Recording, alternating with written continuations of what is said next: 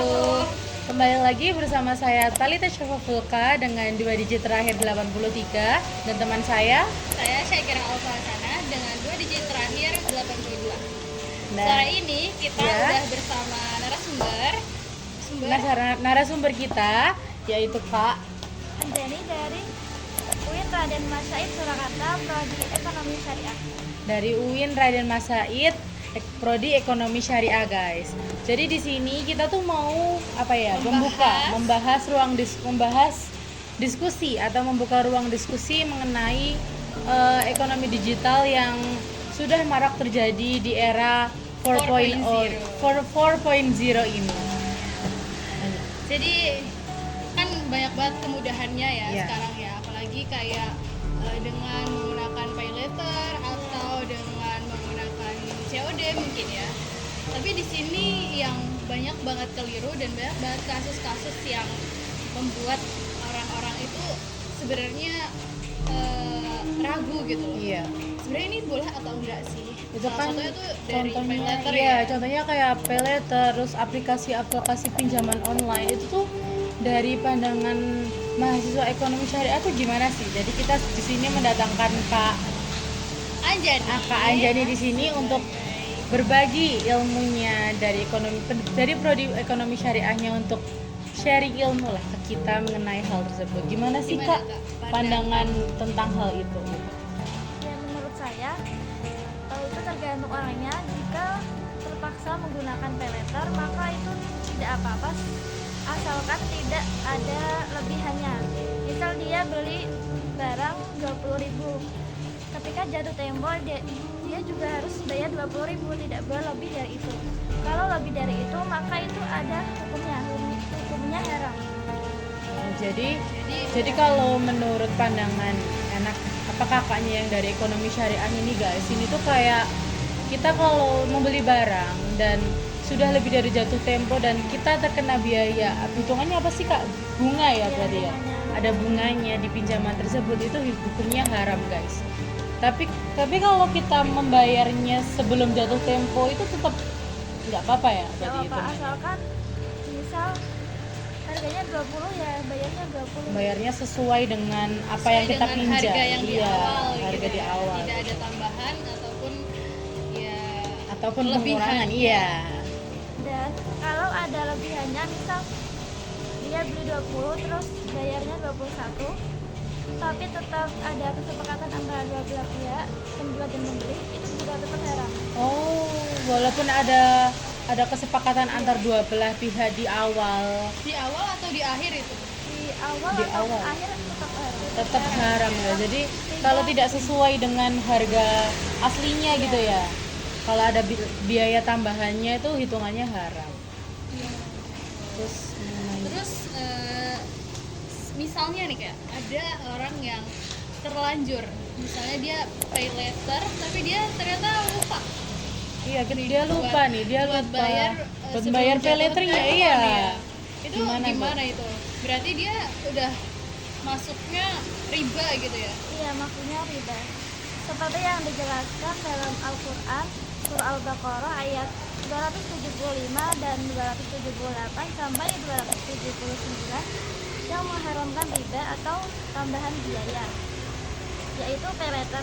Misal pay later menjadi riba jika terdapat tambahan biaya yang diisyaratkan, seperti bunga atau denda keterlambatan tadi ya. Oh, iya. Meskipun dilakukan atas dasar kesepakatan dan menggunakan sistem aplikasi seperti di Shopee ya Kak. Iya, contohnya seperti itu, guys. Jadi usahakan nggak sih jangan semepet-mepetnya kita itu tuh janganlah sampai menggunakan pinjaman online itu, karena apapun endingnya tetap bakal jatuhnya kita riba, guys. Dan mempersulit juga. Iya, takutnya kita juga nggak sempet, susah ya. nih bayarnya gitu. Atau gimana sih Kak, kayak selain pakai pinjaman online nih, kalau misalkan ternyata memang orang itu mendesak, nggak punya uang dan dia butuh buat pengobatan misalkan, itu apakah ada kayak pinjaman yang diizinkan? Maksudnya kayak seperti kita pinjam ke tetangga seperti itu, apakah hitungannya juga sama?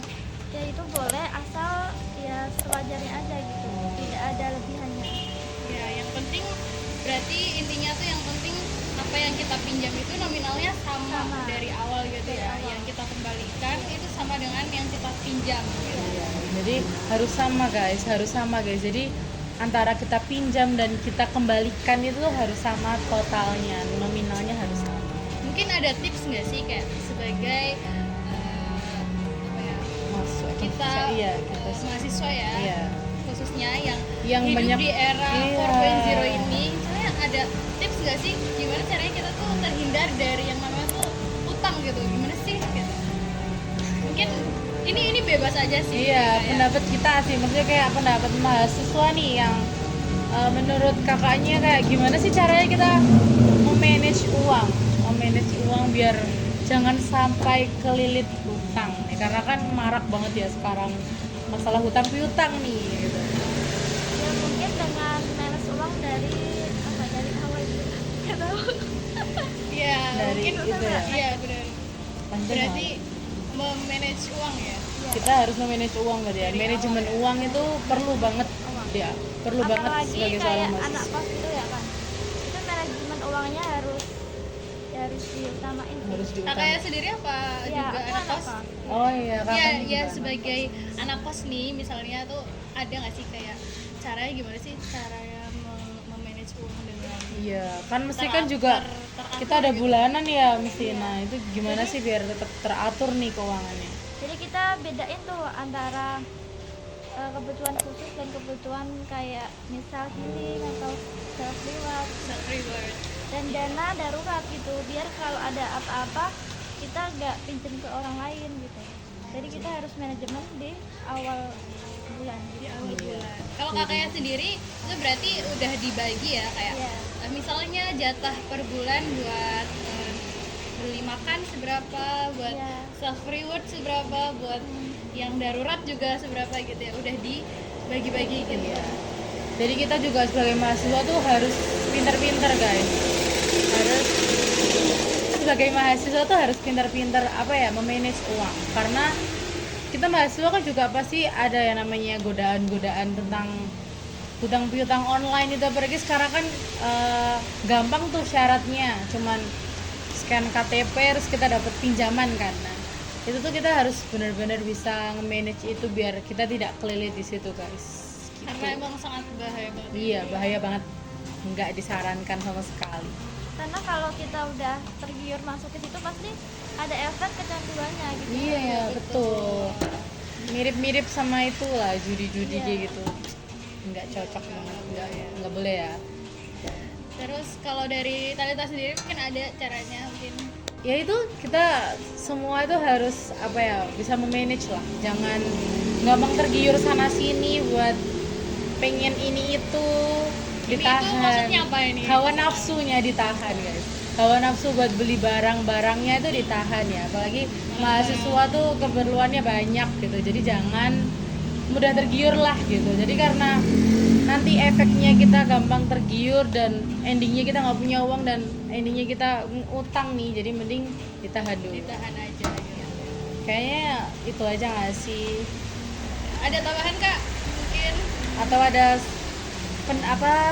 saran atau ada apa ya, nasihat lah untuk mahasiswa di luar sana? Saran aku kalau kalian terpepet banget nih butuh pinjaman online, saran saya jangan lebih dari tenggat waktunya. Misal ya Harus sesuai iya, dengan sesuai tenggatnya ya. sebelum tenggatnya ya, biar tidak kena riba. Iya, biar tidak kena ribanya. Udah, gitu aja. Gitu aja. Jadi sampai di sini dulu forum diskusi kita hari ini. Terima kasih sama Kak Anjani selaku apa ya, narasumber kita hari ini. Terima kasih udah berbagi ilmu, udah berbagi pengalaman buat kita nih seorang mahasiswa mengenai hukum pay letter, mengenai hal-hal semacam itu. Dan terima kasih udah ngeluangin Iya. waktunya Kak. Dan teman-teman, undur makola wala tandur mankola. Lihatlah apa yang disampaikan, bukan siapa yang menyampaikan. Terima kasih. Wassalamualaikum warahmatullahi wabarakatuh.